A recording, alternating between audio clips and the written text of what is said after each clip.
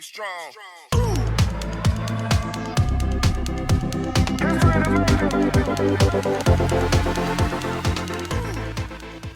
Olá a todos, bem-vindos a mais um episódio de Handstand Talk e hoje como nosso convidado temos aqui um ilustre convidado do mundo do cinema, do mundo dos duplos, com grande prazer que vos apresento aqui o David Chan Cordeiro. David, Ricardo, muito obrigado por obrigado. teres aceito. Ora, obrigado eu pelo convite, amigo. Eu sei que me vou divertir nesta entrevista, porque já tivemos a oportunidade de falar um pouco antes e já percebi que temos muitas coisas em comum e penso que partilhamos muitas tribos, como eu costumo dizer. Outra vez, obrigado pelo convite. Muito obrigado. Obrigado por teres aceito, por disponibilizares o teu tempo, o precioso tempo para participar aqui no podcast. David, para quem não te conhece, o David, fundador da equipa Mad Stance, uma equipa já de renome em Portugal e não só, com uma equipa de duplos, muita malta talentosa que trabalha contigo. Já tive o prazer de entrevistar o Pedro Martins Borges. Boa, ok. Ou se calhar disse o nome dele ao contrário, Borges Martins. Não, está correto. Não, Martins Borges. É Pedro Martins Borges. Os meus sentimentos, se tiveste de passar pelo Pedro, não, estou a brincar.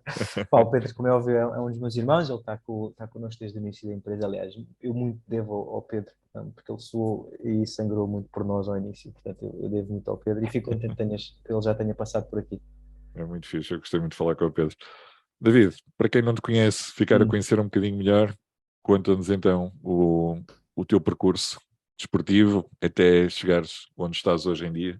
Ok, eu vou-te dar então a versão resumida, mas eu basicamente, a minha mãe, para quem não sabe, isto é importante saber nesta história, a minha mãe é chinesa e o meu pai é português, portanto o meu nome David Chan Cordeiro não é um nome artístico, ao contrário de como as pessoas costumam pensar que eu adotei o nome do Jackie Chan, mas não, é de facto o meu nome verdadeiro. E isto influenciou-me porquê?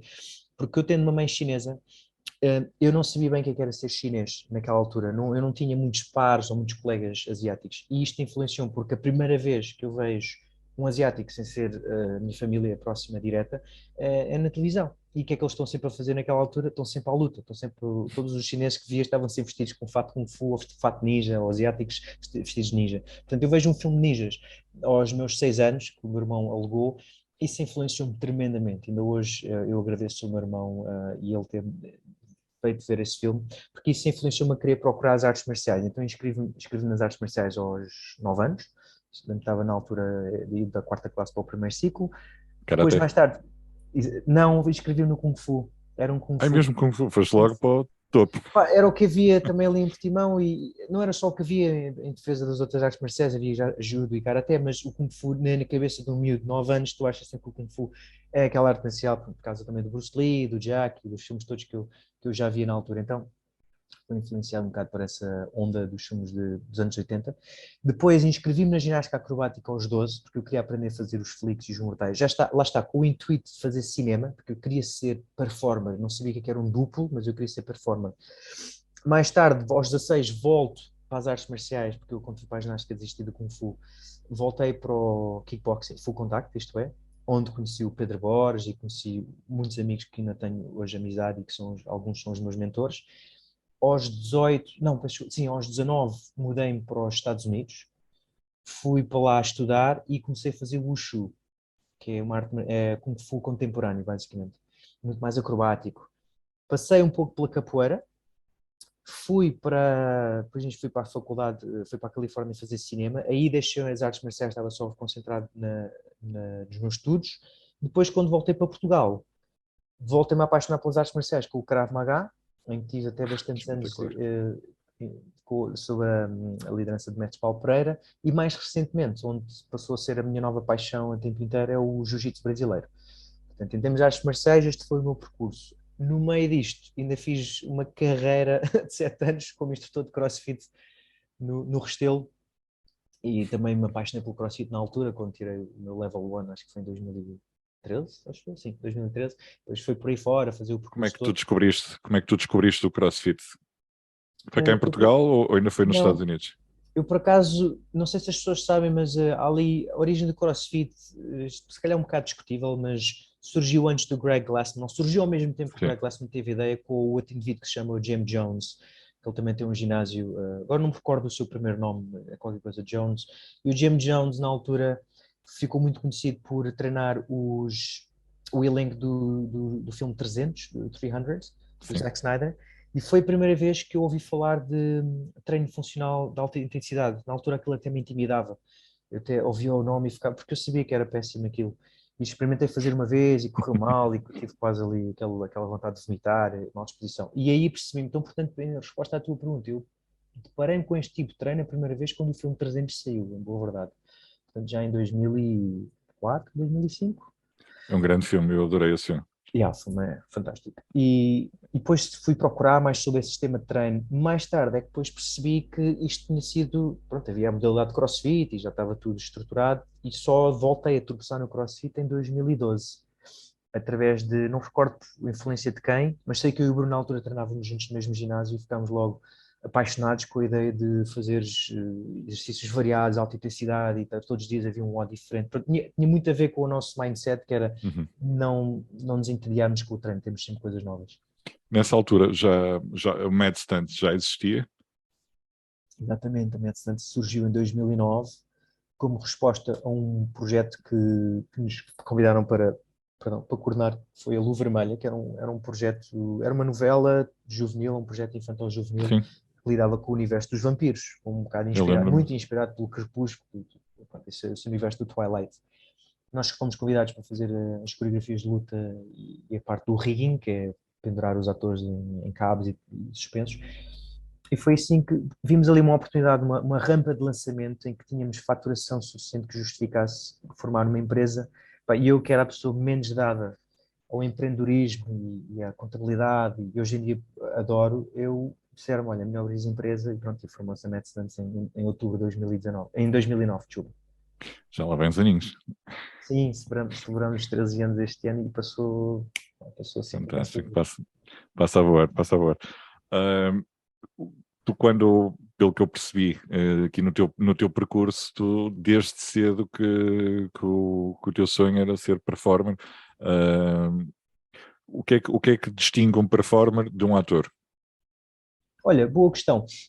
Eu, por acaso, devia ter especificado, eu queria ser um stunt performer, porque um ator também é considerado um performer. Portanto, a performer engloba várias áreas, se fiz assim em Exato. termos de uma pirâmide, vá, digamos. O performer é aquela categoria que abrange desde músicos, bailarinos, artistas circenses, duplos, so that everyone can be a performer por esse tempo. Eu queria ser especificamente um stunt performer, ou seja, eu queria especificamente lutar ou fazer cenas de risco com o propósito de entreter pessoas. Eu desde miúdo sempre fui um bocado, era extrovertido, portanto eu tinha muita necessidade de ser o palhaço da turma, não é? Eu queria sempre fazer os meus amigos rir e admito que o meu ego me levou um bocado para aí. Portanto, sempre tive, ao contrário de que se pudessem pensar, ele quer ser o centro das atenções, o meu foco não era ser o centro das atenções for the sake of it. O meu foco era ser o centro para fazer os outros rir. Eu gostava de entreter, ainda hoje em dia gosto de entreter as pessoas. E é o meu foco principal quando estou a desenhar as minhas coreografias, se estamos a fazer o público rir, ou chorar, ou bater palmas, estamos a fazer bem o nosso trabalho. E esse sempre foi o que me motivou. Portanto, em resposta à tua pergunta, quando eu vi aquilo, vejo aquele filme, o Ninja Squad, e vejo que aqueles, claramente eu percebo que aquilo é coreografia, mas percebo, eles estão a desempenhar uma coreografia fantástica, que me faz ficar de olhos vidrados. Portanto, eu acho que isto é um poder fantástico que tu tens perante o público e tens essa obrigação, se fores performer, de conseguir entreter as pessoas. Portanto, logo aí eu fiquei maravilhado com essa ideia. Ainda hoje em dia sou altamente motivado com a ideia de entreter os outros. Isso é fantástico. Eu pessoalmente acho, assim, eu não era o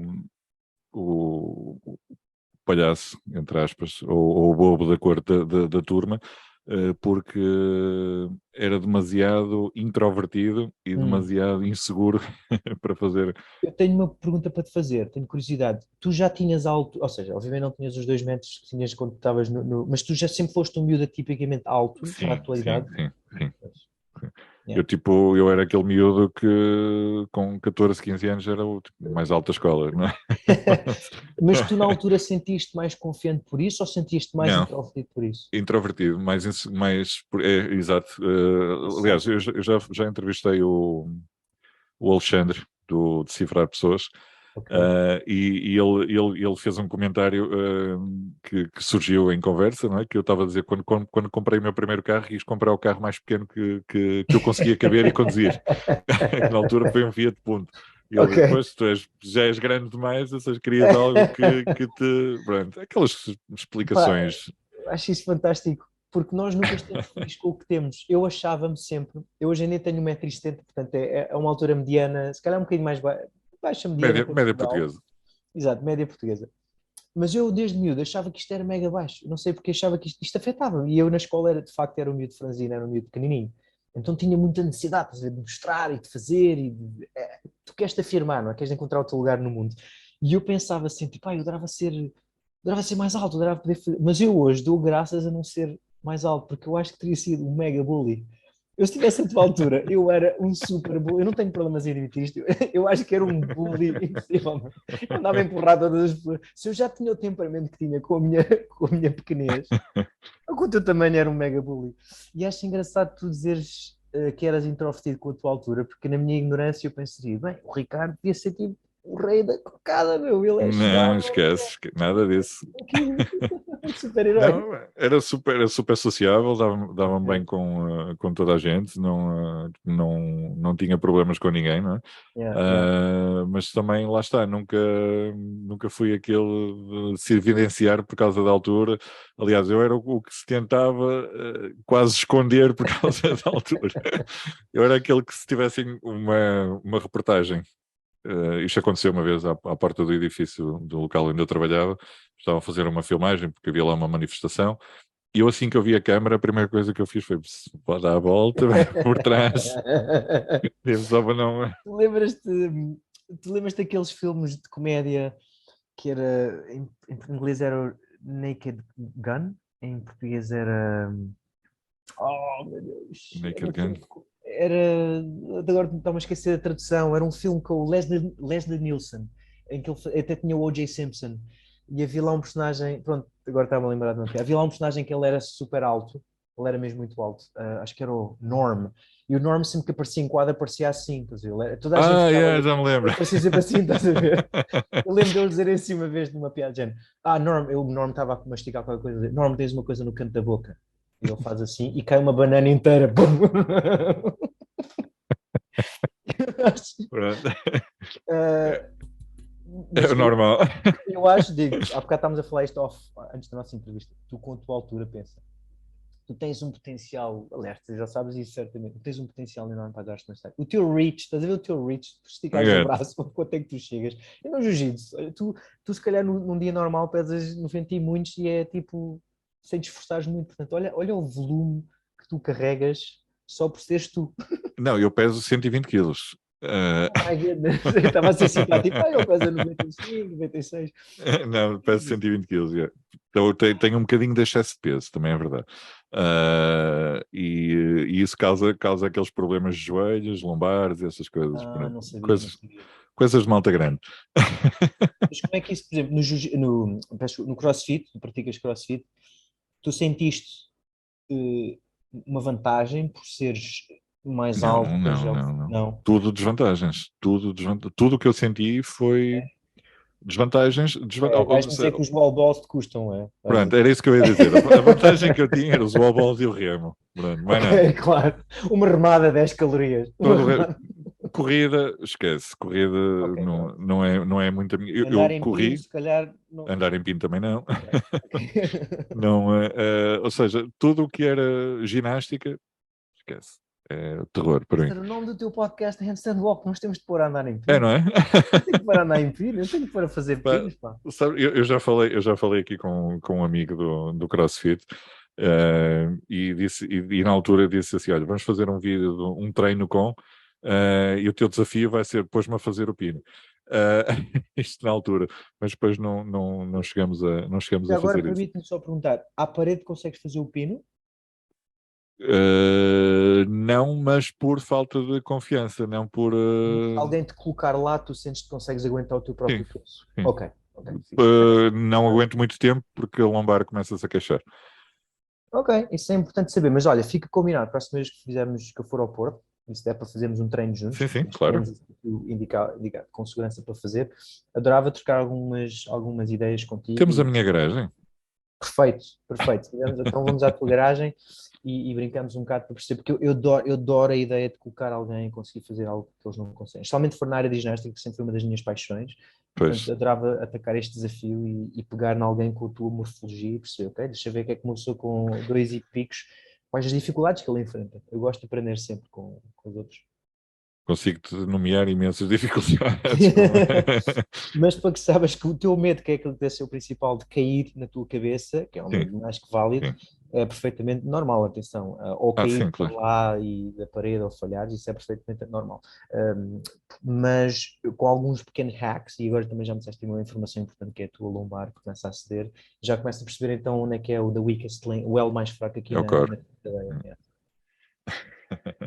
Eu já fui tendo umas dicas de malta mais experiente, lá está. É para isso também que o podcast serve, é para eu aprender também com vocês. E todas as dicas que as pessoas me dão, eu dou sempre muita importância e aceito todas as críticas construtivas que o pessoal me envia. David, voltando a ti. Ter duplo em Portugal, iniciar uma carreira como duplo em Portugal, foi fácil? Olha, isso é uma pergunta, é uma boa pergunta. Eu fui muito sortudo, vou-te ser sincero. Eu tive a sorte de ter uma equipa que me permitiu chegar a sítios que eu não teria conseguido chegar se estivesse sozinho. Eu acho que tivesse chegado, tentado se ingrar como duplo, sozinho com uma mochila às costas, olá, sou duplo, alguém precisa dos meus serviços, não ia se ingrar. Eu cada vez mais acredito que tu, como equipa, obviamente vais mais longe, consegues fornecer melhor qualidade. Portanto, eu tive sorte, mas reconheço que não é fácil trabalhar como duplo em Portugal, na nossa realidade, por uma panóplia de motivos que depois podemos entrar por isso se quiseres. Uhum. Mas eu acho que até tive eu cada vez, quanto mais anos passam, olho para trás, eu cada vez mais sou grato pela carreira que tive e pela sorte que tive em ter um grupo de amigos. E não quero agora aqui parecer lamechas, mas pensa assim, quantos grupos de amigos, e tu há bocado numa conversa que agora não vamos aqui mencionar, tu até falaste, havia um projeto que eles entretanto depois separaram-se e não sei o quê. Portanto, tu quando disseste isso, para mim foi o baseline. As pessoas separarem-se, e nós conhecemos inúmeros exemplos de bandas de música e grupos que se separam, para mim é o baseline.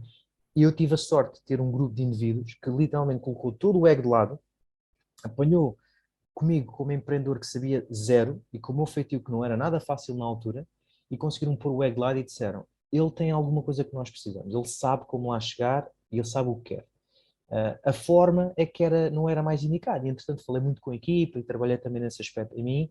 Mas eu tive a sorte de ter um grupo de indivíduos que todos os dias diziam: este gajo é insuportável, este chã, mas nós vamos pôr o ego de lado porque somos movidos pela mesma paixão que ele. E eles sabiam que os meus tantrums, os meus temper tantrums, tantrum tempers, eram focados em querer mais deles e mais para o meu cliente. E isso eu hoje dou graças, e já lhes disse isto várias vezes. Olha a sorte que eu tive em vos encontrar, porque era muito fácil. Por exemplo, eu hoje em dia sei que com as pessoas que eu vou conhecer na equipa, se eu fosse só 10% do que fui, eles diziam: pá, vai passear, meu, não estou aqui para isto. Eu compreendo, eu respeito isso. E também eram outros tempos, na altura, nós estávamos muito sedentos de querer entrar e nós não víamos meios afins. Era, a todo custo nós queríamos se ingrar neste meio. Portanto, eu tive mesmo muita sorte em resposta à tua pergunta, Ricardo. Vocês tinham todos a mesma paixão. Conseguiste encontrar um grupo de pessoas com o mesmo foco e a mesma paixão. Uma coisa muito boa, já éramos muito amigos há muito tempo. A amizade ajudou, porque quando as coisas, when things get tough e o ego às vezes choca e estás ali a discutir de uma forma não eficaz e já o calor, é fácil as pessoas às vezes tomarem decisões assim mais no calor do momento. E ele não, a malta conseguiu sempre pôr o ego de lado. Eu digo, o que eles fizeram pela Medstance, por já acho que nem seria correto hoje em dia, acho que seria quase ilegal. Se chamassem a autoridade do trabalho, onde este gajo é um ditadorzinho. Mas foi a melhor forma que eu sabia, eu também já lhes disse isso, eu não sabia melhor, portanto, claro que sabendo o que sei hoje, teria feito completamente diferente. E acho que tem que ser isso, uma pessoa tem que olhar para trás e perceber, eu teria feito completamente diferente. Mas notaste, se calhar notaste isso ao início, porque quando aquele estigma de trabalhar com família ou trabalhar com amigos, às vezes não resulta. Não resulta porque há um excesso de confiança, mas vocês já eram amigos antes de trabalharem juntos. Alguma vez sentiste que houve situações que se calhar se fosse com uma pessoa que não fosse um amigo de um irmão, não é? Que tu lidarias de outra forma. Ok, sabes que isso é um tema que eu É gosto delicado, não muito. é? Não, não, não, é um excelente tema. E é um tema que eu até. Obrigado por teres feito essa pergunta. Eu gosto muito de pensar nessa forma como lidar com os colaboradores e cada vez mais chegar à conclusão que cada pessoa tem a sua forma e eu não posso usar one size fits all. E a verdade, infelizmente, sabes aquela máxima, quando se tem um martelo, tudo que vês à volta é prego. Né? Então eu tinha um martelo para tudo, mas eu tive a sorte volto a dizer que eles tinham a capacidade de pôr o ego de lado, mas a verdade é que por eles serem meus amigos e eu poder usar esse martelo, vou dar um exemplo muito específico. Eu e o Bruno temos a mesma forma de nos motivar, e o Boris também. E a Daniela, aliás, a Daniela também. Temos a mesma forma de nos motivarmos, que é, eu motivo-me bastante pela negativa. O que é que isto é? Imagina que tu és o meu coach, és o meu chefe, tu vens ter comigo e dizes-me assim, Xan, isto é uma porcaria, eu não, já vi muito melhor de ti, isto é inaceitável. Tipo, eu fico motivado com isto. O Bruno também e o Pedro também. Porque foi assim que eu fui criado pelos meus mentores nos Estados Unidos. Mas isto não funciona para todos. Isto se calhar funciona em cada 10, se calhar funciona para uma, se tanto. Mas eu demorei tempo a aprender isto, porque quando depois percebi que nem toda a gente reagia bem a este modelo, eu tive que me adaptar. O problema é que eu apanhei o Pedro e o Bruno e eles gostavam deste modelo. O Bruno literalmente gostava quando puxassem por ele, quando eu lhe dizia coisas violentas de género. Bruno, para fazeres isso eu vou buscar um figurante. Pá, isto hoje em dia é inaceitável dizer isso, mas era a forma de nós motivarmos. E o Bruno dizia, é isso que eu quero, bora, e puxa. E o Bruno tinha a sua forma também de se motivar. Portanto, o facto de sermos amigos permitiu-me fazer, porque eu contratar agora um duplo que não conheço tão bem, eu tenho que quebrar algum gelo, tenho que criar algum rapport, tenho que criar ali alguma conexão com ele. Eu prefiro trabalhar com amigos, exatamente por causa disso, Uhum. para poder saltar essas coisas e ser mais direto aos outros, Aqui, sinceramente. aqui para quem nos estiver a ouvir e até gosto deste mundo, que tenha a mesma paixão que tu tens, como é que alguém chega até ti, ou como é que alguém consegue concorrer ou ser um medstand? Olha, mais uma vez, obrigado por teres feito essa pergunta, que eu sempre tive até esta oportunidade para explicar. Eu recebo com algum volume de mensagens e e-mails, pessoas que querem chegar até mim e eu sinto-me sempre lisonjeado. Portanto, eu agradeço às pessoas que estão a ouvir falar comigo, é porque reconhecem valor e talento em mim, eu reconheço, eu fico contente. Mas confesso que muitos dos mails me desmotivam, vou ser o mais honesto aqui como costumo ser, já há muitos anos tenho abordado isto desta forma. Cartas na mesa. Vocês quando abordam, seja a mim, seja qualquer empresa, não abordem a pedir coisas. Abordem sempre com o mindset, o que é que eu posso adicionar à MedStant? O que é que eu posso trazer que vocês precisam? Eu não sei se conheces, olha, deves conhecer o treinador da Torres Daughter, como é que se chama? Uh, quer dizer, a Tories Daughter, Annie? Annie Torres Daughter. O treinador dela, o Yami, eu Sim. tive a sorte de ter o Yami no meu level 1 e no Mobility Course, e o Yami disse esta frase que eu nunca mais me esqueci. Dizia, It's about what everyone else is not doing. Isto bateu-me forte, na altura nunca mais me esqueci, ainda era nos primórdios do CrossFit em Portugal. É fazer o que as outras boxes não estão a fazer, não é? E tu tentas procurar o trend que todas estão a fazer, então procura o que é que eles não estão a fazer, se calhar há alguma área em que tu podes capitalizar. Portanto, volto, aplicando à pergunta que tu me fizeste. Tenta perceber quais são as facilidades que a MedStance tem e tenta perceber onde é que podes adicionar valor. Quando a pessoa vem ter comigo, e eu não quero parecer arrogante, mas se me virem como arrogante, pá, ok, eu aceito na boa. Eu quero ser artista marcial. Ok, tens experiência em artes marciais? Não. Eu tenho pessoas como o Salgueiro e o Pedro, que são muito bons, Daniela e outros tantos que entraram, Tiago Graça. O que é que tu vais adicionar que eles já não adicionam? Pá, eu não quero que sejas melhores que eles, mas eu quero que tu adiciones algo que eles já não consigam adicionar. Para ser Uhum. mais uma pessoa, só que para ser lastro na empresa? Isto não pode ser só unidirecional. Tu precisas de trazer alguma coisa e em troca eu dou trabalho, dou dinheiro e as coisas todas que tu queres. Minha frustração é sempre os meus eu quero ser, ok, mas o que é que me estás disposto a dar? E eu até lhe explico, olha, tens de fazer formação, fazes um treino connosco, experimenta. Ah, mas eu já tenho treino, já tenho formação, eu quero é trabalhar. Disse, ninguém te vai contratar do nada. Como é que eu vou confiar num indivíduo que eu não conheço de lado nenhum, independente do teu treino, e vou pôr à frente das câmaras a responsabilidade que é, estás a fazer um stunt, que é um atropelamento, uma luta com um ator, em que estás a lutar com nomes tipo, no meu caso tive a oportunidade de contracenar com o Tom Holland, pessoas que são os tais A-listers, em que o teu trabalho tem que ser exímio, tu não te podes enganar e sem querer dar um pontapé no ator, isso não acontece a este nível. Como é que eu posso confiar no indivíduo? Portanto, eu digo às pessoas, vais começar por baixo, como todos começamos. Carregas colchões, limpas material, apareces, estás grato por apareceres, estás calado, entras calado, sais mudo, estás sempre on call, com aquela postura militar que eu me gosto de dizer. As Mas pessoas isso não é têm. cultura japonesa, Yes. não é? Por isso é que eu me identifico bastante com as artes marciais por causa da disciplina. Em que, Isso no Japão é fantástico. Eu adoro é, a cultura japonesa porque, desculpa interromper o não, de teu, todo, de todo. porque é uma coisa que eu aprecio muito. Eu, quando entrei para o Jiu-Jitsu, a nossa saudação é Onegashimasu. Tipo, estou ao teu dispor. Tu estás ao dispor do mestre. E Yes. eu, quando comecei, eu achava assim: porque é que toda a gente porque é que o mestre combate com toda a gente, menos comigo?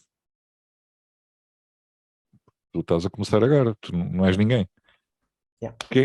E depois explicaram-me cenas do género, quando anda um pai e um filho japonês, quem vai do lado da rua não é o pai. Yeah. Que em Portugal há muito essa cena, não sei o quê. Pois é. Porquê? Vai o filho, porque se o filho morrer, o filho não tem. Yeah. Eu Isto, sei, isto dito assim, isto para a mas maior parte das pessoas vai soar mal à brava. 100% de acordo contigo. Eu já tive Não esta vai, conversa com N amigos. o filho não vai acrescentar nada, o pai pode acrescentar alguma coisa. Eu Foi a já cena tive que me esta. explicaram a mim, é muito mal. Pá, mas é a realidade. É Ok. uma filosofia deles. Não, Pronto. é claro que eu sei que tu partilhas. Claro que tu e eu, se formos andar com os nossos filhos, claro que nós vamos estar do lado de fora. Mas o mindset é Certo. esse, ou seja, É. se o miúdo sozinho não consegue fazer nada. E o pai sozinho, isto parece mal dizer, mas consegue fazer outro filho e consegue seguir. Não, I know it sucks to say this. É, Mas é um bocado é, esse mindset e eu gosto, tocaste num ponto importante, que é, tu não vales nada quando entras e não há nada errado com isso. é E a normal. ideia mas eu também tenho valor como ser humano, sem dúvida. Mas aqui neste dojo, em que é um conjunto de regras, tu não vales nada. Tu tens de conseguir pôr o ego de lado e dizer, sim senhor, não sou ninguém. Como eu gosto de dizer, you're a bottom feeder. Tu agora no final estás a comer do fundo do mar. Não és ninguém ainda para estar a comer grandes peixes. E tens a honra de te rodeares das melhores pessoas à tua volta. Eu há pouco tempo estava a falar com um dos grandes amigos que trabalha comigo na empresa, o Francisco, que é um excelente precision driver. Recentemente fez o John Wick 4. Pá, é uma máquina. E o Francisco, eu estava a falar com o Francisco, a frustração que eu sinto em Portugal, trabalhar, lá está, não quero parecer arrogante, Uhum. mas na minha área especialmente, é sentir que eu não consigo ter pessoas que sabem mais do que eu. E se tu estás numa sala em que não tens pessoas mais inteligentes do que tu estás na sala errada. Tu tens de estar rodeado de pessoas que sabem substancialmente mais do que tu. O Bruno sabe muito mais do que eu. Nem vou falar em fitness, em artes marciais. O Rato, que é outra pessoa que é a minha enciclopédia de artes marciais, o Paulo Pereira. Pá, eu vou buscar pessoas que sabem mais que eu. Vão Por isso é que na acrescentar. empresa me acrescentam. Por na empresa, claro que tenho muitos agora beginners que eu estou a ensinar, mas a postura deles dá-me alento e dá-me fé ou dá-me esperança que eles estão no caminho certo, porque eles entram literalmente cabeça em baixo, está em cabeça em baixo. Não piam, não opinam, porque eles não tens que opinar nesta fase. Tu não sabes nada. Portanto, quando estás a aprender o ABC da matemática, o somar e a multiplicar, tu não vais questionar isto. Isto já está bem assente há milhares de anos. Tu não tens nada para questionar agora. Quando chegares a um nível, ao nosso nível, aí podes opinar. E se calhar aí sim vais descobrir alguma coisa nova, vais adicionar valor. Ou então, se tu pedires uma opinião. Yes! Aí sim. E de facto eu às vezes gosto de abrir e peço a opinião deles, mas sou um bocado, mesmo a pedir a opinião hoje em dia sou muito picky. Eu peço a tua opinião, Ricardo, e se eu te vir que és um yay-sayer all the time, estás-me dizendo, sim, claro, claro, não, a tua ideia é brilhante, não, isto é fantástico, eu fico logo com o pé atrás. Porque eu É. gosto de uma pessoa que me diz, não, estás errado. Naysayer. Naysayer, eu quero pelo menos um naysayer, não um naysayer negativo, não é aquele Debbie Downer que manda todas as minhas ideias abaixo, mas diz, não, isto não está correto por causa disto. Hoje em dia prefiro-me rodear com pessoas que me chamam a atenção, porque senão estás em direção a um penhasco, tipo o rei vai nu, estás a ver? Ninguém diz nada. É tal crítica construtiva, não é? Se tu Sim. estás a fazer uma crítica e dizes assim, olha, esse movimento que estás a fazer está uma merda. Ah, e ficas aí, pronto, mais vale estás calado, não é? Agora se Sabes que. disseres, olha, esse movimento Yeah. está uma merda, mas se fizesses assim, Yes. Portanto, na empresa nós promovemos exatamente isso que tu disseste, que é, se é para dizeres alguma coisa, é para dizeres algo construtivo, senão fica calado. Mas, infelizmente, nós estamos rodeados de muitos colegas, não te falo dos duplos, mas de outras áreas, ou seja, na área do cinema, mas de diferentes departamentos, que nos dizem, literalmente, isto é uma cagada. E eu agradeço que ele me diga isso. Só que, claro que eu gostava que ele me dissesse porquê. Então, Comecei a trabalhar Pois, em fazer perguntas abertas, ou como eles dizem em inglês, perguntas calibradas. Digo, ok, obrigado pelo feedback. Ricardo, porquê é que achaste isto uma merda? Pá, não tem nada a ver, porque no John Wick eles falam, ok, já percebi, ele quer o universo do John Wick. Depois se ele tiver a trazer o universo do Power Rangers, então não é o facto de ser uma merda, é o facto de nós não estarmos com uma gestão de expectativas aqui eficaz. Portanto, eu faço essas perguntas. A maior parte das vezes, quando eles dizem que é uma merda, é simplesmente não corresponde à expectativa do realizador. exato. E eu não fiz o meu trabalho de casa, que é começa sempre a perceber o que é que tu consideras boa ação, o que é que tu gostas de ver quando ligas a Netflix. Dá-me as tuas referências e eu vou nesse caminho. Top. É isso mesmo. É difícil lidar com os egos dos atores portugueses? Eu acho que é sempre difícil lidar com qualquer ego. Não sei se. O ego dos atores portugueses, eu não sei se é, não diria que é típico, mas na minha opinião, vale o que vale, é mais comum lidares com egos e eu, em defesa deles, eu compreendo porquê. Pensa, e lá está, eu gosto muito de fazer este exercício hoje em dia, que é por colocar nos sapatos das outras pessoas e ver já o gato. Tu, como ator, és das peças mais vulneráveis, que está mais vulnerável ali em platô. Tu choras, tu expões, tu despes, tu beijas, tu tens todo um range de emoções. Portanto, tu estás literalmente despido de uma casca. Toda a gente está com a sua casca protegida, atrás da câmara, tu tens 30 ou mais pessoas, às vezes até centenas de pessoas a olhar, mas a olhar num ecrã gigante, a ver até a mais pequena borbulha que tu tens. Tu estás constantemente a ser escrutinizado. É normal que tu cries alguma resiliência. Portanto, Claro. o ego, a mim, não me faz confusão. Nem o ego exacerbado, onde é que está o meu café, ou isto está muito quente, em casos extremos, não me magoa. Porque se tu estás a fazer o teu trabalho e que não é fácil e muitos de nós não conseguimos fazer, se é isso mesmo que tu queres, eu dou-te, na boa. Queres mais uma proteçãozinha? Queres mais um descanso? Queres mais uma água? Eu dou-te desde que a troco tu me faças aquilo que te propões. Portanto, lidar com o ego é a forma que eu digo sempre aos meus colaboradores, que estão agora a treinar para ser coordenadores. Lembra-te sempre disto: toda a gente tem uma batalha que está a lutar e que tu desconheces. E eu tenho que saber qual é a batalha dele. Porque eu duvido, eu acredito piamente que o ser humano é bom, por natureza. Eu sou daqueles positivistas que eu acredito que os seres humanos são bons e às vezes perdem-se e ficam, pronto, tornam-se pessoas vivas. Mas eu acredito que ninguém acorda de manhã a pensar, sabes, eu quero tornar a vida dos outros à minha volta miserável, portanto hoje vou ser uma pessoa miserável. Não, eu acredito que esta pessoa tal está uma batalha que eu não sei, às vezes até pode ser uma coisa muito mais grave, e eu tenho que dig in, tenho que mergulhar e perceber o que é que está a passar contigo hoje. Não dormi bem, minha filha está a ter problemas. Whatever. Ok, vamos tratar disso. Mas eu preciso hoje que me des mais do que isso. E não é fácil, sabe? Nós somos seres muito complexos e nós ficamos muito por causa das emoções. Não é nada fácil, porque tens que literalmente pôr o teu ego de lado, esvaziar o teu copo e apanhar com o ego de outra pessoa. E todos os dias fazer isto repetidamente, para mim, é que eu admiro é a consistência nas pessoas. É conseguires pôr o ego do lado todos os dias. Imagina um treinador de CrossFit que todos os dias leva com 30 indivíduos ou mais que estão ali a queixar, cada um com os seus problemas, e eu penso, às vezes também já gostava de que vocês escalassem um bocado. Não, lá está. É, assim, o coach de CrossFit muitas vezes não é tal como o coach de CrossFit. Quem diz o coach de CrossFit diz um mestre, um sensei, um mentor. São um bocado o coach, o pai, Yeah. o amigo, o confidente, porque lá está, cada um treina pelo seu motivo, há quem treine pela estética, há quem treine pela saúde mental, há quem treine pela saúde física, no geral. Todos nós temos um foco do treino e é preciso às vezes saber lidar com isso. E às vezes foi uma das coisas que eu ouvi quando eu estive presente no primeiro encontro de afiliados, de boxe afiliados em Portugal. E foi um dos comentários que eu ouvi, penso que na altura foi o Bruno Militão que falou, ou foi o Bruno Militão, ou foi o Pedro Pereira, foi um dos dois que fez referência a isso, que é uma pessoa que está desmotivada, que o dia correu mal, e o treino, por consequência, vai correr mal, a pessoa não está ali para te ouvir a criticar Yes. o movimento dela. Exato. A Exatamente. pessoa está ali para que tu ajudes a melhorar Yeah. o seu dia, a proporcionar a tal melhor hora do dia. Master, tocaste, puseste o dedo na ferida. A pessoa para mim já ter aparecido na box depois de um dia de merda, que me permites dizer, para mim já ganhou. pessoa até podia nem agarrar na barra, mas para mim já ganhou o facto de teres aparecido ali, porque era fácil seguires em frente, ires para casa e fechaste em casa.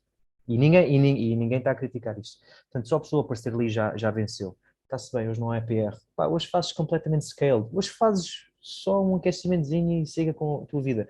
Eu acho que essa inteligência emocional que devemos promover Exato. mais nos nossos coaches, e alguns têm muito, pá, falaste em dois bons coaches que eu admiro, o Militão e o Pereira, que são duas referências grandes em Portugal. Quando eu às vezes vejo os coaches demasiado focados na técnica, demasiado focados no livro do CrossFit, eu penso, isto não vai funcionar. Porque um dia vais apanhar a pessoa que está com zero pachorra para ouvir como é que o snatch se faz ou não se faz. Se ela não se vai magoar, que se lixe, deixa fazer o sets com alguns erros. Desde que não haja o risco de ela se magoar Exato. severamente, siga, bola para a frente. Tantas vezes que eu às vezes vejo erros nos treinos, quando dava aulas, dizia, vou massacrar o ego destas pessoas para ganhar quê? Para me ouvir a dizer, é assim que se faz um muscle up com o false grip. E a pessoa pensa, cala, já me está a custar fazer este muscle up, agora ainda tenho que falar com este gajo. Fine, do it. Faz errado. Há de haver outra oportunidade para eu poder corrigir isso. Fazer essa gestão, acho que é crucial o que tu disseste. E fico contente do Bruno Leitão, ou seja, quem ter falado nisso, que é de facto o professor, o coach de CrossFit acaba por ser um psicólogo, babysitter, teu irmão, teu pai, whatever. Naquele dia precisares daquele colinho. Yeah. Yeah. É um bocado por aí. Ahm, tu, dentro de todas os desportos que foste praticando, se tu pudesses recomendar a uma pessoa que vai entrar agora ou quer ser um performer, quer ser um stunt, um stunt performer, qual é o desporto principal que tu achas que a pessoa deve apostar, ou em que formação é que a pessoa deve iniciar essa carreira? Isso tem que ser, aquilo que eu acho sempre que a base de qualquer duplo deve ser as artes marciais. O teu corpo acaba sempre a ferramenta principal. Tu és um performer, tu vais usar o teu corpo de várias maneiras. Portanto, se pensares nos filmes, os primeiros filmes que se fez nos primórdios do cinema eram filmes de cowboys. Estamos a falar de indivíduos que disparavam, andavam a cavalo, andavam às lutas. Eram assim os três stunts principais. E às vezes, pronto, passar de um cavalo para um comboio ou quedas, mas primariamente o corpo é a ferramenta principal. Mais tarde é que começa a aparecer carros com stunts com carros, isto é, os Fireburns e outras tecnologias, mas no início era tudo, eram literalmente performers que faziam do seu corpo a arma principal. Mas também digo às pessoas, se o teu foco é só conduzir, né? Temos um colega na equipa, o tal Francisco, ele é expert em condução. Eu sei que ele gosta dos outros stunts, mas não é o que move, não é a paixão dele. Eu sou muito crente daquela metáfora que não tem de se fazer de um hipopótamo bom a trepar árvores. Não é? Por isso é que servem os macacos. O hipopótamo ele vai se ingrar na água. Portanto, é aí que ele tem que capitalizar. Se queres fazê-lo dele melhor a subir árvores, vais frustrar o hipopótamo, vais se calhar perder um bom performance. Portanto, não forces. As pessoas perguntam-me, Xan, eu quero ser performer. O que é que tu gostas de fazer? Eu gosto de andar de motas. Por que é que eu vou dizer para ele aprender 8, 10 anos de artes marciais? Que ele se calhar nem vai ficar tão bom porque não está motivado. Eu vou-lhe ser o mais honesto possível. Queres ser bom em modas? Como dizia, já não me recordo quem dizia, queres aprender a fazer pão, fala com um padeiro, queres aprender a fazer dinheiro, fala com um milionário, queres aprender a dar notas, fala com quem percebe de notas, sendo que em Portugal existem áreas que se ingram mais que outras. Se tu fores um performance especialista que só faz cavalos, se calhar fazes 1 ou 2 filmes por ano, se tanto. Se fores um expert, não expert, se fores um performer, que é aquilo que eu promovo mais, que sabe pegar numa arma, sabe algemar, sabe cair de umas escadas, sabe lutar, reagir, pá, tens desde novelas, publicidades, cinema, tens um leque maior. Portanto, em resposta à tua pergunta, o que é que tu gostas? Pergunto primeiro. E se tu gostares de artes marciais imediatamente. Onde é que tu aprendeste a mexer numa arma? Pegando num dos pontos que tu referiste. Ok. Eu sou um aficionado de armas, eu sou um amador, ou seja, não me considero um profissional, mas eu sou um nerd de armas, eu sou aquela pessoa que gosta de saber tudo o que existe sobre armas e mais alguma coisa. Portanto, estou sempre a estudar e rodeio-me de indivíduos fantásticos que são instrutores de tiro e são atletas e por aí fora. A primeira vez que eu tive um contacto com uma arma foi através do meu pai. O meu pai, oficial da Marinha, ele na altura tinha a sua arma, quando já não estava na Marinha. Foi a primeira vez e foi o primeiro contacto que tive com o meu pai, de uma forma segura e elucidativa e educativa. Ele Uhum. mostrou-me. Portanto, eu desde cedo já tinha um respeito e uma admiração pelas armas. Mas eu posso dizer que isto despoltou, foi quando comecei a entrar nos stands, comecei a trabalhar e tinham que passar armas para a mão e eu percebi que, pá, isto está tudo uma ciência por trás. E como tudo na vida, eu gosto de pôr um cinturão branco à minha volta, então, agora quero aprender tudo o que há. E depois sou um bocado obsessivo ou compulsivo com as coisas e mergulho naquele mundo. Portanto, o primeiro contacto foi muito pequeno, eu tinha 5 ou 6 anos na altura. O meu pai ainda chegou a fazer uns disparos e eu fui lá fazer um disparo e temos uma pressão de ar. Hoje em dia, se posso, sempre posso, gosto de dar uns tiros ou gosto de brincar, nem que seja a tiros secos, só fazer manobras. Eu adoro. Eu estive na Polónia a filmar o mês passado e quando nos disseram que havia a oportunidade de irmos a uma carreira de tiro, porque os polacos são muito liberais em relação às armas, eu disse: conta comigo, eu não quero saber, eu quero ir lá disparar. Portanto, Sabes, tanto eu como o meu irmão, com 9, 10 anos, já sabíamos desmontar e montar uma G3. ok, mas espera aí, o G3 não é Completamente fácil. aleatório, não é? Ok, não, eu preciso saber, Eu- tens de dizer a história disso. a Preciso história saber. disso é muito rápido. A minha mãe Então, trabalhava no Exército, ok. trabalhava lá nos serviços administrativos de contabilidade, Aham. e a minha infância e a do meu irmão, nas férias de verão, nós íamos para lá e andávamos lá tipo meio às escondidas. Pá, e chegávamos, fazíamos amizades com as tropas, e depois Yeah, quando as yeah, tropas íamos, nós íamos também, perfeito, lá do circuito, claro. dentro do espaço da manutenção militar, que hoje em dia já nem existe, já fechou. E pronto, tivemos a felicidade de aprender a fazer essas coisas. Eu Na acho que altura é foi, era uma skill incrível, tipo, aquilo fantástica. era pesadíssimo, a Yeah, G3. não, eu disparei uma G3 Nunca recentemente, disparei, nunca disparei. até foi na Polónia e tive assim o prazer de segurar uma G3, não sei, foi a arma de eleição em Portugal. Embora pareça uma arma arcaica, aquilo é bastante robusto, aquilo é uma arma que eu Sim, acho que sim. dura uma vida inteira. E fiquei fascinado, confesso que não sabia muito mexer naquela máquina, nunca tinha visto. Eu estou mais à vontade com armas curtas, blocos por aí fora, mas armas longas, há capas e por aí fora não tenho assim muita experiência. E fico contente de saber que tenhas passado por isso. Eu acho que Passei. Não fui à tropa, mas, mas tive uma infância muito na tropa. eu adoro a frase que não sei de quem é que roubei, diz knowledge dispels fear. Então, tu se tens medo de alguma coisa, estuda sobre isso, porque é a forma de tu erradicares esse medo. As pessoas dizem, eu tenho medo de armas, eu não toco nas armas. Por isso é que devias aprender sobre armas. Exato. Mais Porque uma por essa razão para lógica, aprender. exatamente, por essa lógica não agarravas uma faca na cozinha para cozinhar porque tinhas medo de lâminas, não é? E tu sabes como é que elas funcionam e como é que elas podem magoar. Portanto, se tens medo de alguma coisa, enfrenta, vai aprender e fico contente que tenhas passado por isso. Pá, eu na altura e ainda hoje sempre tive um fascínio, não é? E o meu filho partilha desse fascínio também, das armas, se bem que agora as nossas armas de casa são as Nerfs. São muito fixe. Mas é boa, é uma boa prática, porque o que se aplica a uma Nerf aplica-se a uma arma real, portanto os princípios são os mesmos. Pronto, claro que a parte de manuseamento, as Nerfs são mais simples, mas em termos de, Plástico. mas em termos de empunhar ou sacar Sim, ou sim, sim, sim. mesmo apontar a arma e dedo no gatilho, essas coisas são iguais, portanto é ótimo que eles tenham acesso. Às vezes, aqui em modo desabafo, frustra-me quando se tenta retirar algumas atividades das crianças porque são demasiado perigosas. Tipo, come on, man. Sério? Demasiado perigoso brincar com armas? Achas que vai promover assim tanta violência? Pá, lá está. Isso é um tema sensível. É um Pois. tema sensível porque, principalmente com aquelas notícias dos Estados Unidos e não sei o quê, com os jogos, os videojogos, porque ele fez isto porque jogava não sei o quê.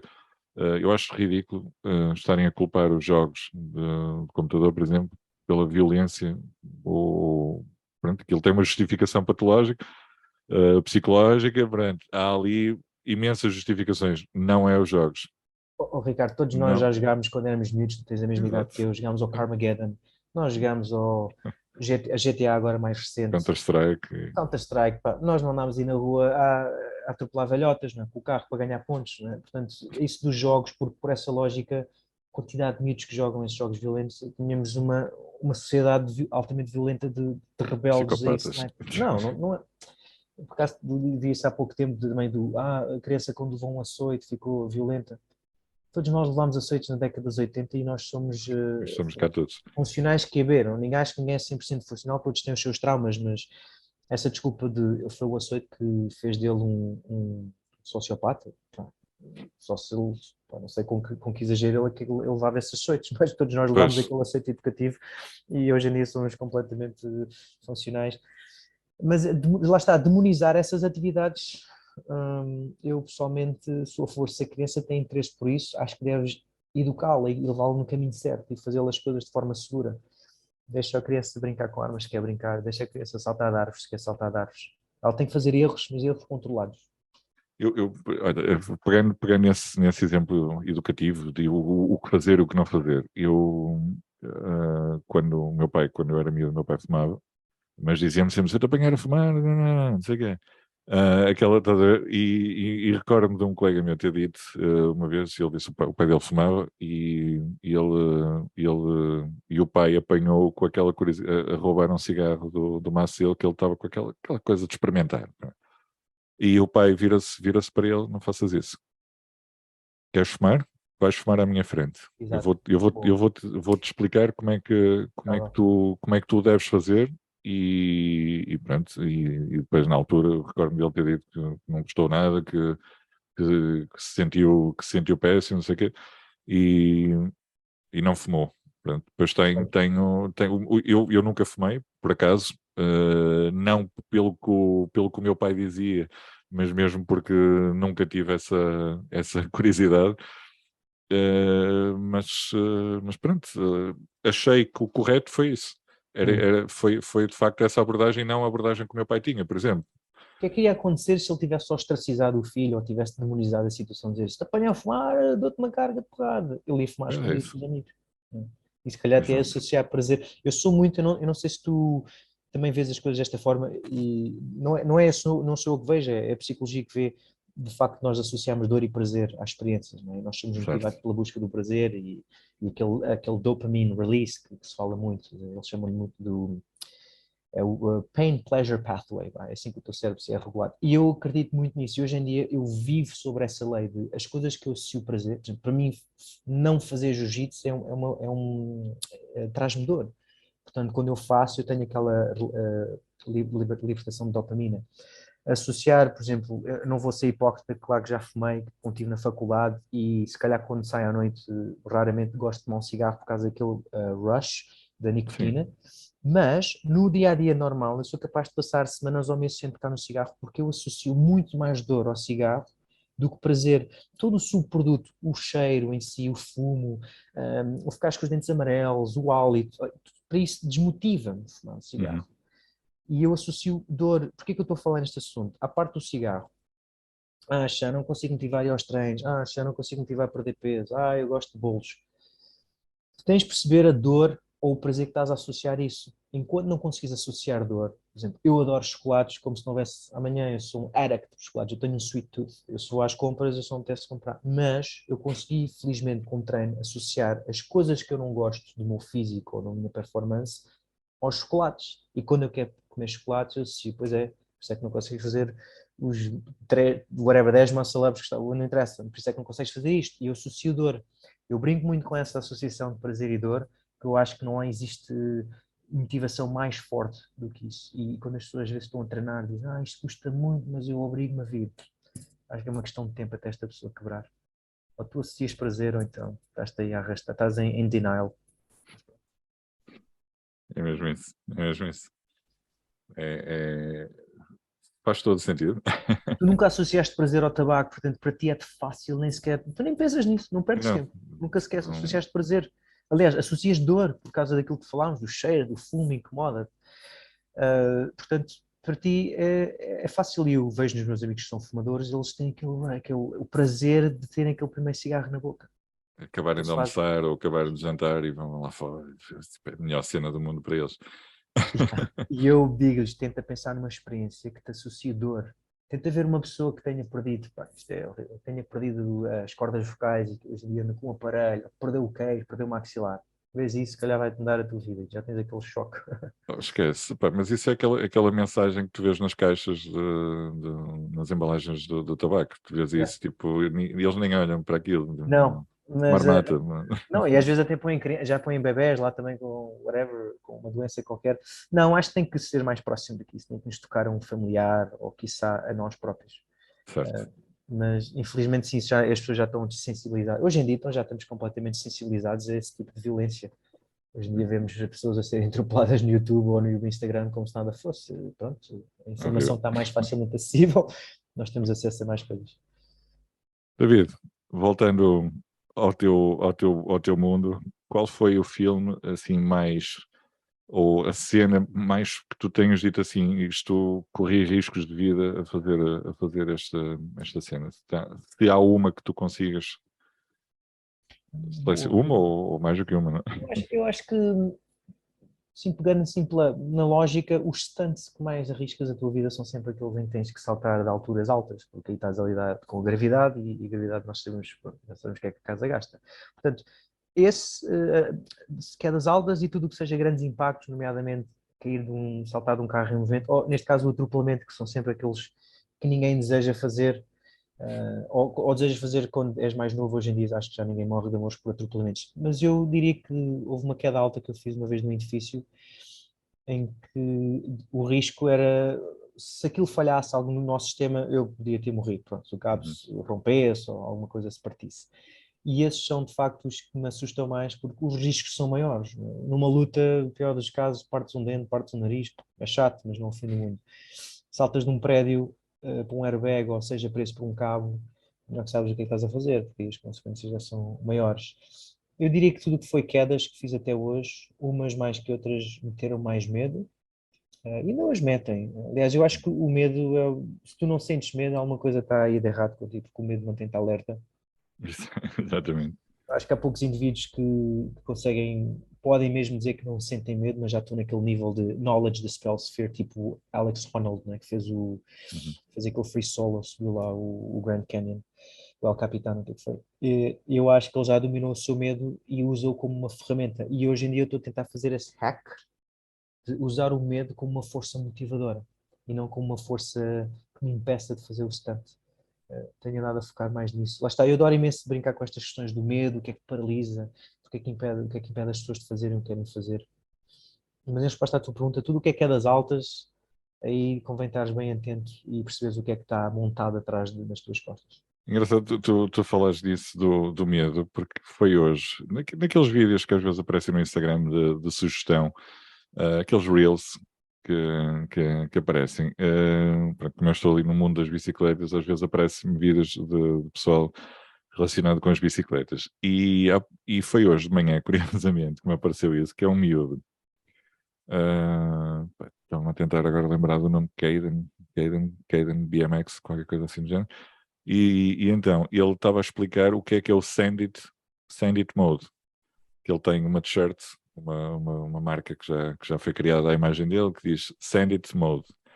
E então ele explica, e o jornalista perguntou, então o que é o Sand It Mode? E ele explicou, Sand It Mode é um botão invisível que existe atrás daqui do meu banco da bicicleta, que eu carrego no banco da bicicleta e o medo desaparece. Uau! E então, quando eu ligo o Sand It, é quando faço aquelas manobras, tipo backflips e cenas assim. Pá, e o miúdo é incrível. E eu achei espetacular como é que o miúdo, sei lá, ele tem 8 ou 9 anos, já tem essa capacidade, não é? Isso é De, incrível. o- 8 de, anos! Uau! ele sabe que é um botão imaginário, mas que ele carrega atrás do Mas é banco. incrível como ele criou essa âncora. Brutal. Eu, se encontrar o vídeo, eu Epá, envio-te. por acaso envio-me. Eu adoro imenso descobrir como é que cada pessoa depois tem os seus hacks. Esse do Senna acho que é uma ideia fantástica. Lá está, cada um depois tem o seu hack, mas ele está tão in a zone, está tão. E Yeah. acho que era o Jordan Peterson que até falava, ou explicava o que é o estar na zone, ele chamava-lhe que era. Chama-se, o termo técnico era Zone of Proximal Development.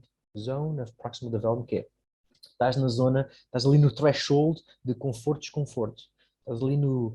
Dominas o stunt, dominas o skill, mas há ali um pequeno área. E é aí que é aí que dás passos. Há muito aquela frase que é. Acho que era o Yami que dizia: Your skills develop at the edge of your comfort zone, uma coisa assim. Eu tenho essa frase apontada, mas basicamente é quando tu estás mesmo ali no limiar da tua zona de conforto, é que tu dás passos para aumentar o teu skill e arriscando.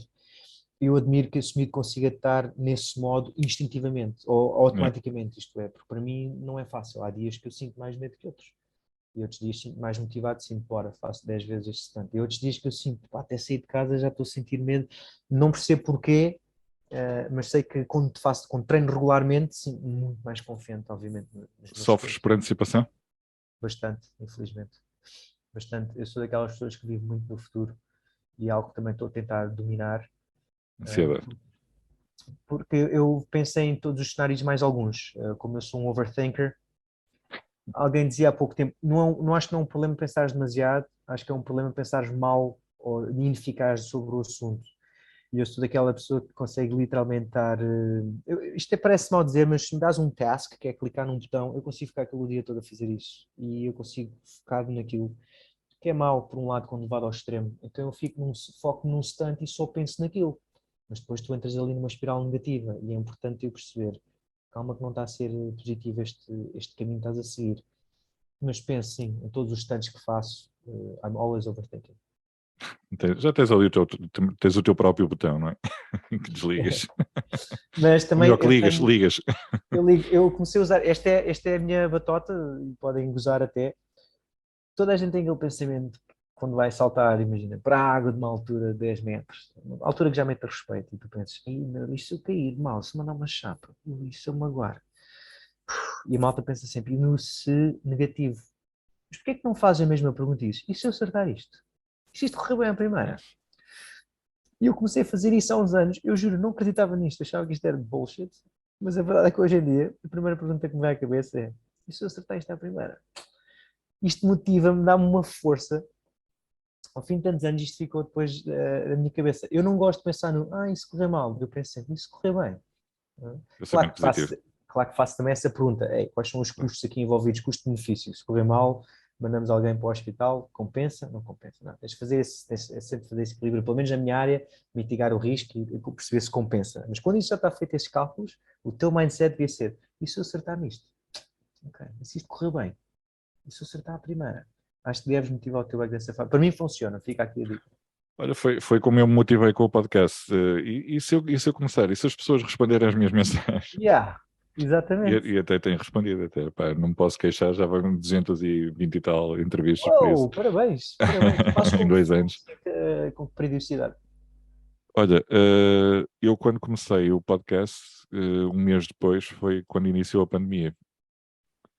Foi uma vantagem e uma desvantagem, porque na altura fiquei inicialmente em layoff e depois fiquei desempregado Ok. na primeira pandemia. E como já estava neste projeto do podcast, o que é que eu fiz? Não vais entrar na espiral negativa do e agora estou desempregado e o que é que eu faço? O que é que eu fiz? Fazia entrevistas todos os dias, umas 4, 5 entrevistas por dia. Uau.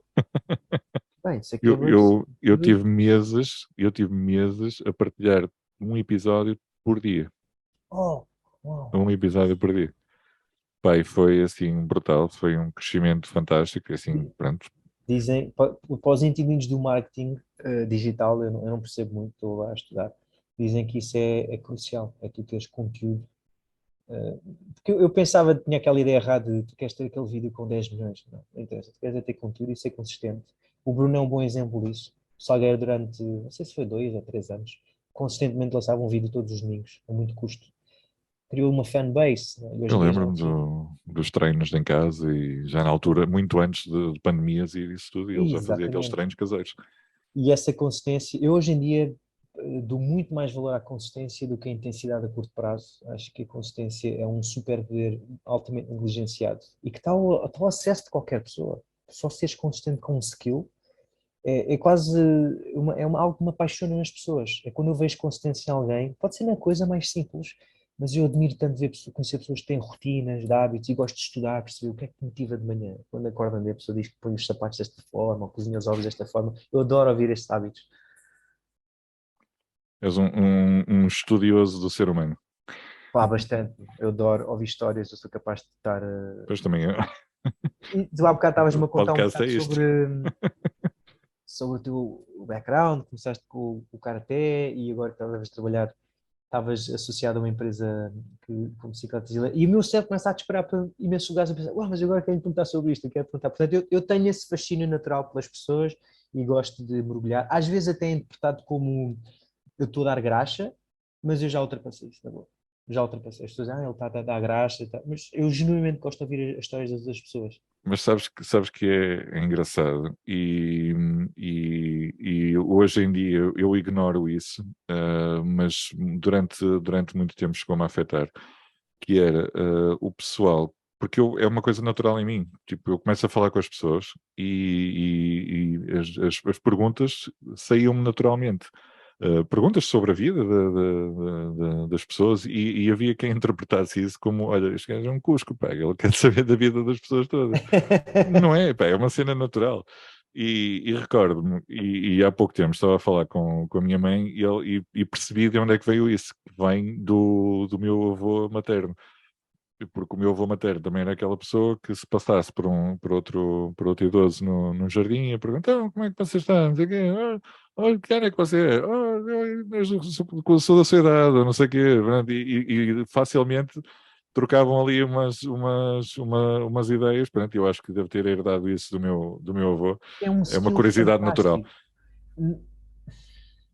Eu acho que a maior parte das vezes, e tu há bocado estávamos a falar do que te fascina na cultura japonesa. E Ux, eu tenho um enorme carinho e respeito. Nunca fui ao Japão, o mais também próximo que não. tenho de cultura asiática é a minha família e as viagens que fiz à China. A viagem que fiz à China. Isto para dizer, não conheço a cultura japonesa, mas daquilo que eu investigo e leio, eu admiro e tive colegas que lá viveram. Então, nós, na cultura ocidental, gostamos muito de nos ouvir a nós próprios. Por exemplo, tu estás aqui a fazer um podcast, estamos aqui num podcast, tu perguntas-me, eu sou capaz de passar aqui horas e horas a falar de mim. No Japão, eles promovem o contrário. Não é tanto, eles não gostam de se ouvir, eles preferem dar a vez de ouvir o outro. E eu acho isso tão humilde e tão lindo, não falta de melhor palavra. Eu tento promover isso mais hoje na minha vida, que é, eu quero dar a oportunidade de escutar a história dos outros. Já chega de Uhum. mim, acho que já falei demasiado, já falei o suficiente uma vida inteira. Eu quero é ouvir a história dos outros. E claro que sinto-me lisonjeado, estás-me aqui a dar a oportunidade de falar do meu percurso, mas eu acho muito mais interessante quando eu também posso conhecer a pessoa que está desse lado. E no Japão, então, lá está, eu acho que eles promovem muito isso, eles não te querem interromper, nem sequer te olham nos olhos, que é quase um sinal de confronto. Admiro imenso a cultura japonesa. Portanto, em resposta a isso, estavas a dizer, tens esse super skill de poderes sacar, não é sacar, mas saberes fazer essas perguntas e escutar, que é pôr o teu ego de lado também. Acho isso fantástico. Ainda bem que tu Uhum. tens isso, porque há muitas poucas, na minha opinião, há poucas pessoas assim. A maior parte das pessoas acho que gostam de se ouvir a si próprias. Obrigado. Eu gosto muito de ouvir a história de todas as pessoas. Pá, até mesmo lá na loja, aparece lá todo tipo de pessoas. Houve uma vez um senhor que foi lá perguntar-me se eu sabia onde é que vendiam um determinado moto específica, porque ele tinha uma deficiência numa das pernas e então não podia ter uma bicicleta de dar aos pedais, queria uma moto que acelerasse, mas que ao mesmo tempo que te desse equilíbrio. E o homem esteve ali para aí 1 hora, sem exagero, a falar com o homem. Ele teve-me a contar a história da vida das motas, das operações que fez, das motas que teve. Pá, é uma coisa natural em mim. E é curioso, As porque pessoas isso do começam a falar e tipo falam e eu ouço. Não é? e tu conheces um indivíduo com uma história. Eu acredito que toda a gente tem uma história fantástica para contar. Toda a gente. Sim, sim. É só uma questão de fazer as perguntas certas. E eu adoro falar com pessoas mais velhas. Eu adoro, especialmente pessoas que são, tipo, nasceram em décadas de 40 e 30, quando 50. existe. Eu adoro ouvir as histórias deles, como é que era na sua altura. Acho que é ali um poço de informação, uma riqueza ali de informação que podes sacar sem teres que ir abrir um livro. Está ali tudo disponível, ainda por cima interativo. Sem dúvida. Eu acho que é uma ótima oportunidade e todos os dias, até às vezes só no comboio, às vezes gosto de ter conversa com as pessoas e conheço pessoas extremamente interessantes. Mas ter essa habilidade de fazer as perguntas certas ajuda a desbloquear muito, porque se fizeres as perguntas erradas, a conversa não vai dar em nada, não é? Morre logo Claro, ali. claro. Claro, e há sempre temas delicados que eu podia abordar muitas vezes aqui no podcast e eu evito. Aliás, já tive entrevistas em que houve pessoal que diz: Olha, entrevistaste aquele fulaninho, devias ter falado disto e disto e disto. Que ias ter, pá, e eu fico, não, isso, mas isso ia gerar uma situação de conflito com essa pessoa, não é o meu objetivo. Não, não, é assim, o gajo não quer ser má onda. Mas isso, eu acho que é importante falarmos destes temas delicados e que haja diferenças de opiniões, mas que o consigamos fazer, obviamente, de uma forma que seja sustentável. Não é? Nós podemos concordar e discordar em muita coisa e fazer a favor Claro. de X e Y, tranquilo. Eu, pessoalmente, sou os temas que mais me motivo a falar, porque eu parto para qualquer conversa a partir do princípio já que se calhar vamos concordar em discordar, mas não há problema nisso. Eu acho que é importante ouvir os outros pontos de vista, por muito que possa enervar ao início, porque se tu estiveres sempre rodeado de malta da tua tribo, tu não estás a ter aí um debate super saudável, portanto só estás a ouvir as coisas que queres ouvir. E para mim saudável ouvir também as coisas que não gostas de ouvir. E ouvir os outros pontos. Acho que era o Neil deGrasse Tyson dizia que lia livros sobre Flat Earth e sobre teorias de conspiração de aliens e tudo mais. E tu pensas, como é que os astrofísicos mais conceituados da história, ele disse, porque eu quero ver outros pontos de vista, porque só assim é que eu consigo falar com pessoas dessa tribo. Senão eu fecho na minha comunidade e só falamos das coisas que conhecemos. Eu achei isso interessante e comecei a explorar isso. Lá está, voltamos ao início. Tu tens que pôr o teu ego de lado na equação e poder ouvir uma pessoa que ele tem a sua batalha, ele tem o seu caminho, não é? Aquilo que a pessoa sabe e na boa, tens que. Desde que não estejas a vitimizar alguém com as tuas crenças, it's where I draw the line. Se não estiveres a vitimizar ninguém, pá, acredita no que tu quiseres, na boa. É isso, é isso. Olha, grande David, não vou tomar mais o teu tempo. Pá, Há sempre pessoal que adorar. não gosta nada que eu diga isto, mas eu acho que é a minha catchphrase do final. E olha, quero-te agradecer imenso a tua disponibilidade e a oportunidade que deste de ficar aqui a conhecer um bocadinho do David, que por trás das câmaras, não é? Que não, muitas vezes as pessoas têm uma imagem daquela pessoa, e eu acho que estas entrevistas ajudam também um bocado nesse sentido, de desmistificar. Obrigado. E Obrigado. Eu agradeço a oportunidade de ser, Ricardo, porque isso que tu falaste para mim é importante. Eu também, a mesma razão que eu gosto de ver podcast, eu penso que todas as pessoas que olham para alguém que acham de referência acabam por ter uma ideia errada e acham que eu não falhei, ou acham que eu não tenho medos, ou acham que eu não sofro de ansiedade. Eu passo por essas coisas todas. Agora tenho algumas mais-valias e isso depois mostra-se no meu trabalho.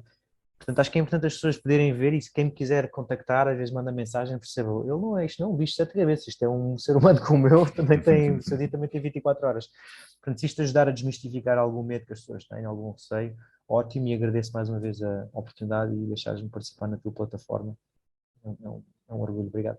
obrigado, David. Olha, muito sucesso para ti, para a tua empresa, e que continues aí a brilhar e a fazer o que mais gostas. Muito obrigado, Ricardo. Olha, desejo também continuação de muito sucesso para o teu podcast, que venham mais 200 e fica combinado numa futura ida ao Porto, fazemos um treino aí na tua garagem, trabalhamos aí no Pino. E, e uma volta pela cidade do Porto, conhecer outra Sim, sim, perspectiva da cidade do Porto. sim, por favor, por favor. Pá, eu disse que estive aí há pouco tempo, a meia cidade e tive isso só 3 dias, portanto, conta comigo, É obrigado, isso. amigo. Olá, David. Um grande abraço, Um obrigado. grande abraço, então, boa noite.